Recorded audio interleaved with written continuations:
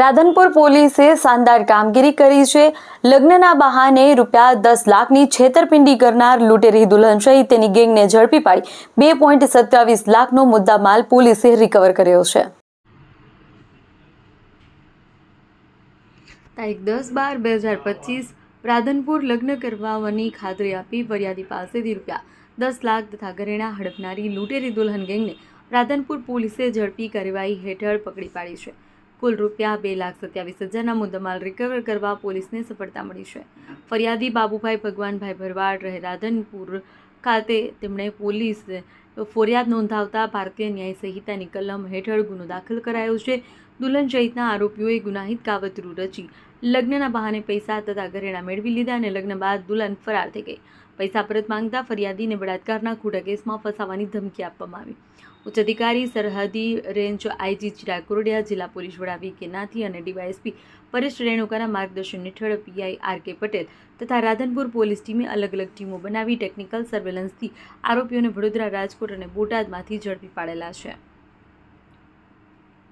રાધનપુર પોલીસે આ સમગ્ર ગેંગને ઝડપી કાયદાની પકડે લાવી આગળની કાર્યવાહી હાથ ધરી છે।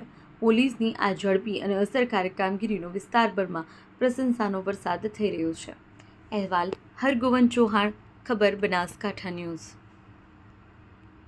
રાધનપુર પોલીસ સ્ટેશન એક ફરિયાદ નોંધાઈ છે, તેમાં આજે ધરપકડ કરવામાં આવી છે। સમગ્ર ઘટના શું છે? તારીખ 5 ડિસેમ્બર 2025ના રોજ રાધનપુર પોલીસ સ્ટેશન વિસ્તારમાં બાબુભાઈ ભગવાનભાઈ ભરવાડે એક ફરિયાદ આપેલી, જેમાં તેઓની ફરિયાદ પ્રમાણે આરોપીએ ગુનાહિત કાવતરું રચીને એમને વિશ્વાસમાં લઈને લગ્ન કરવાના બહાને ₹10 લાખ અને ઘરેણાં લઈને ફરાર થઈ ગયેલાની હકીકત અમોને જણાવેલ, જેના આધારે રાધનપુર પોલીસ સ્ટેશનમાં 1205/2025ના નંબરથી ઓફેન્સ રજીસ્ટર કરવામાં આવેલો।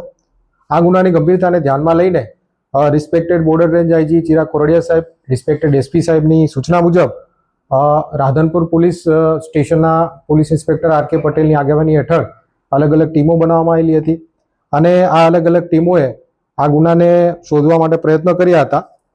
છેવટે પકડાયેલા આરોપીની વાત કરીએ તો કુલ 5 આરોપીને અમે અટક કર્યા છે, જેમાં જે લૂંટેરી દુલ્હન તરીકે જેની ભૂમિકા બહાર આવી હતી ઈલાબેન ઉર્ફે હિરલબેન એનું નામ છે। આરોપી નંબર 2 છે જીવણભાઈ ગોવિંદભાઈ ભરવાડ, રહેવાસી જરિયા, જિલ્લો બોટાદ।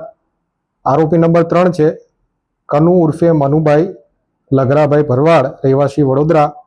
આરોપી નંબર 4 ગોવિંદભાઈ કાળાભાઈ ભરવાડ, રહેવાસી બોટાદ અને આરોપી નંબર 5 લાલાભાઈ જીવાભાઈ હજુભાઈ ભરવાડ। તો આ ગુનામાં કાવતરું ઘડીને એક લૂંટેરી દુલ્હનના રૂપે જે ખંડણી ઉઘરાવવાનું પ્લસ ખોટા બળાત્કારના કેસમાં ફસાઈ દેવાનું જે આ એમો સાથે આ ટોળકી કામ કરી રહી હતી, તો આ ટોળકીને પકડવામાં રાધનપુર પોલીસને સફળતા મળી છે।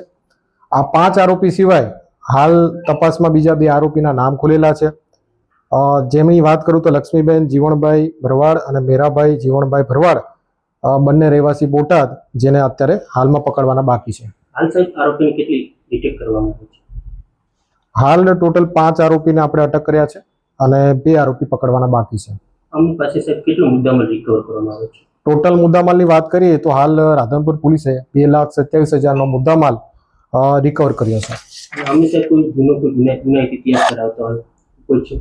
જે આ ટોળકી છે જેમાં મુખ્યત્વે જે લૂંટેરી દુલ્હન મુખ્યત્વે છે અને આ લોકો બળજબરીથી પૈસા કઢાવી બળાત્કારના ખોટા કેસમાં ફસાઈ દેવાની હેમો ધરાવે છે।